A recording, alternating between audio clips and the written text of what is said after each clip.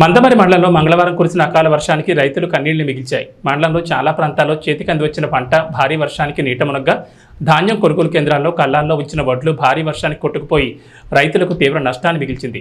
అదేవిధంగా భారీ గాలివానకు మామిడికాయలు నేలరాలాయి.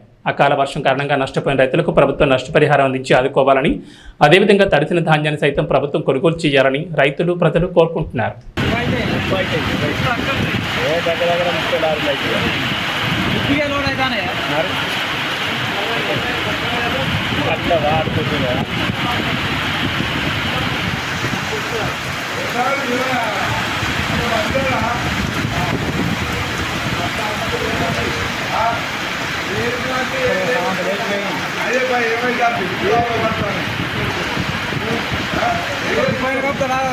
మంచి కప్పుకొని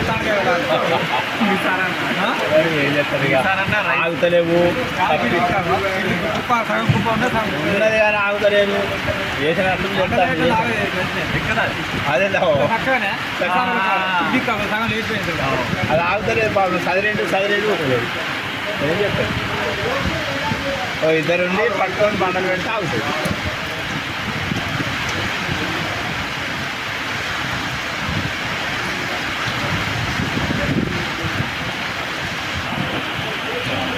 లేతంగా లేచి చెప్పవచ్చు.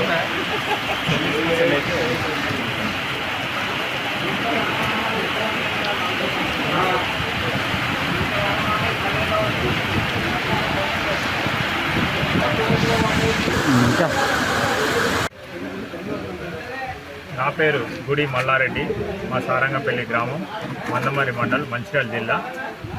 ఇక్కడ DCMS మన వరి కొనుగోలు కేంద్రం స్టార్ట్ అయ్యి నెల రోజులు అవుతుంది. స్టార్టింగ్ పోసిన వడ్లు వరుసగా 9 లారీలు వచ్చినాయి.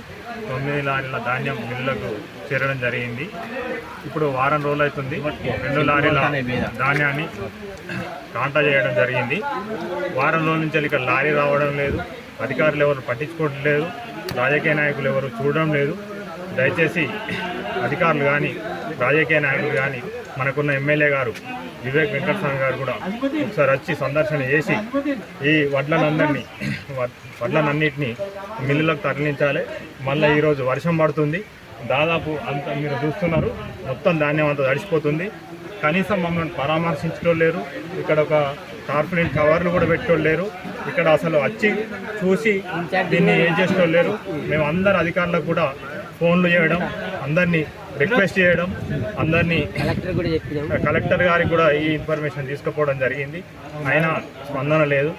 దయచేసి ఈ మీడియా ద్వారా కానీ, రాజకీయ నాయకుల ద్వారా కానీ, ఎవరు పేపర్ వార్తాపత్రికల ద్వారా కానీ ఎలా అయినా కూడా ఇక్కడ ఉన్న సిచ్యువేషన్ వచ్చి సందర్శించి త్వరగా ఈ ధాన్యాన్ని తీసుకెళ్ళాలి. ఈ వర్షాలు కూడా ఎక్కువైతే మళ్ళీ తడిసి మొలకలు వస్తాయి.